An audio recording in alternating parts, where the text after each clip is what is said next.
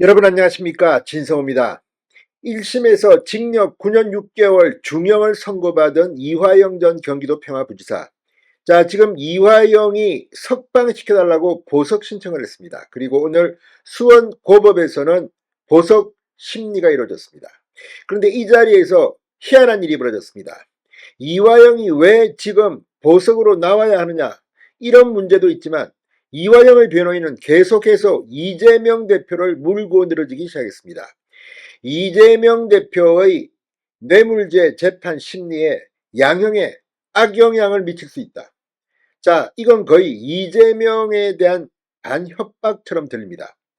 그러니까 이재명 대표의 1심 선고가 나기 전에 이화영 전 부지사의 2심 선고가 나면 법리적으로 손도 쓸 수 없이 이재명은 중형을 선고받을지도 모른다. 이런 협박입니다. 그러니까 이재명 대표 측에 알아서 이화영 손 좀 신경 좀 써라, 이런 걸까요? 아무튼 오늘 검찰은 왜 이화영의 보석 심리에서 이재명 대표 이야기만 하느냐고 지적했습니다.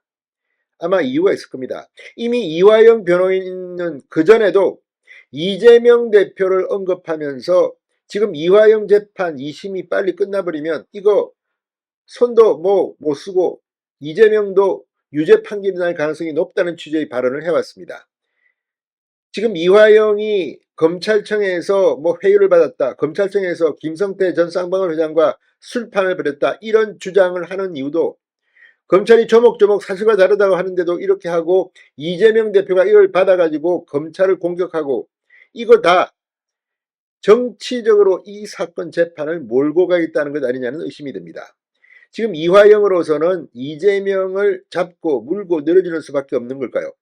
그리고 지금 이화영 변호사가 하는 말 들어보면 이재명을 배신하고 나라도 살겠다, 이런 생각을 하고 있을지도 모릅니다. 지금까지는 이재명, 이화영의 공범 상태, 여기에서 이재명 쪽에 유리한 발언을 그래도 했습니다. 처음에는 이재명에게 불리할 수 있지만 이화영 나만 살겠다는 그런 취지의 발언을 했다가 이걸 번복한 겁니다. 그 뒤부터 나온 게 바로 검찰의 회유 압박 이야기입니다. 그런데 그 이화영의 변호인이 오늘 보석신문에서 놀라운 발언을 합니다. 뭐라고 했을까요? 이재명 대표는 어쩌면 대장동 백현동보다는 쌍방울 대북송금 의혹 뇌물죄 재판에서 더 빨리 중형을 선고받을지도 모르겠습니다. 지금 선거법 재판이나 위정교사 의혹 재판은 형량이 많이 나와봤자 선거법 재판이기 때문에 벌금 100만 원만 나와도 배지가 날아갑니다. 그런데 이 대북송금 재판, 뇌물 재판은 다릅니다. 유죄 판단이 난다고 가정을 하면 징역 10년형은 나올 수 있다고 말하는 사람들이 많습니다. 그만큼 죄질이 나쁘고 액수가 크기 때문입니다. 진성호의 융단 폭격 시작합니다. 이재명 민주당 대표 이화영 전 경기도 평화부지사를 융단 폭격합니다. 방송에 앞서 아직 진성호 방송에 구독자가 아니신 분은 붉은색 구독 버튼 눌러주십시오. 더 좋은 방송으로 보답하겠습니다. 자, 불법 대북송금, 불법 뇌물, 정치자금 수수 혐의 등으로 1심에서 징역 9년 6개월을 선고받은 이화영, 지금 2심이 아주 스피디하게 진행되고 있습니다. 적어도 연내로 2심 판결이 나올 것 같습니다. 1심 판결이 워낙 사실관계가 확인된 게 많기 때문에 2심은 일사천리, 지금 판사가 굉장히 빠르게 하고 있습니다. 그러자 보석을 신청했고 오늘 이화영 보석 신문이 있었습니다. 자, 이화영 측은 이 사건 재판 때문에 이재명 피고인의 제3자 뇌물 심리의 양형상 불이익이 매우 심각하다고 말했습니다. 왜 자기가 지금 이화영이 아니라 이재명 걱정을 하는 걸까요? 이재명 측에게 들으라고 한 말 같습니다. 이거 말이야, 이렇게 되면 앞으로 이재명 이거 양형상 큰 불이익이야. 이 말은 양형이라는 것은 징역 1년이냐 5년이냐 10년이냐 20년이냐인데 이 정도 액수면 800만 달러면 액수가 얼마입니까? 1억 이상 5억 이상 되면 사실 중형, 중죄 5년 이상 10년 이상 때릴 수 있습니다. 그런데 지금 이화영의 변호인은 이런 협박을 하는 게 아닌가 싶기도 합니다. 검찰은 보석 조건에 대한 이야기를 하는 게 아니라 이재명 민주당 대표 이야기를 하신다. 납득하기 어렵다고 직격탄을 날렸습니다. 오늘 수원고법 형사 1부 문주영 재판장 심리로 이화영의 외국환급법 위반, 뇌물 및 정치자금법 위반 등에 대한 2심 7차 공판을 마치고 이화영의 보석 여부를 판단하기 위한 신문을 진행했습니다. 이날 이화영 변호인은 이 사건 공소 사실은 외화의 반출에 필요한 신고나 허가 절차를 위반했다는 매우 단순한 공소 사실을 기초로 해서 기소가 됐는데, 실제 내용은 제3자 뇌물로 추가 기소된 이재명 피고인의 공소 사실 주요 내용들이 원심에서 심리됐다, 의도적으로 분리 기소를 했다고 볼 수밖에 없다고 주장했습니다.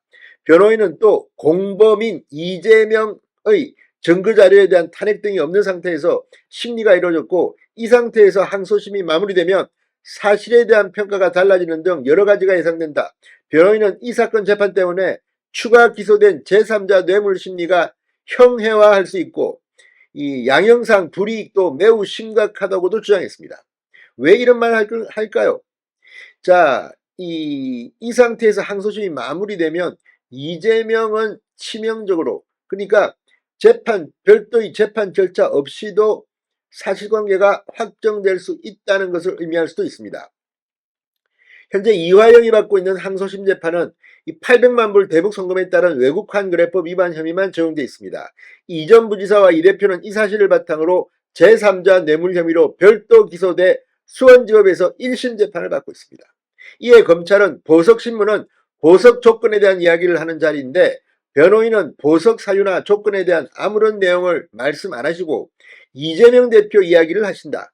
1심에서 재판 중인 다른 사건이 선고가 될 때까지 이 사건 선고를 하면 안 된다는 취지인데 납득하기 어렵다며 보석 청구를 기각해달라고 말했습니다. 자, 지금 이 1심 선고전인 지난 5월 21일 보석신문에서도 이화영에 대한 유죄 판결은 향후 이재명 대표에 대한 유죄를 추정하는 유력한 재판 문서로 적용할 것이라는 보석 조건과는 무관한 발언을 이미 이화영 측은 하기도 했습니다. 그렇지만 그때도 보석은 불어댔습니다. 자, 아무튼 지금 2년 넘게 두 차례 보석이 기각되면서 2년 넘게 구속되어 있는 이화영, 이제 야, 이럴 거면 내가 이재명을 위해서 모든 독박을 쓸 수는 없다, 양심선이라도 할 수 있을까? 아무튼 이런 관측도 조심스럽게 제기됩니다.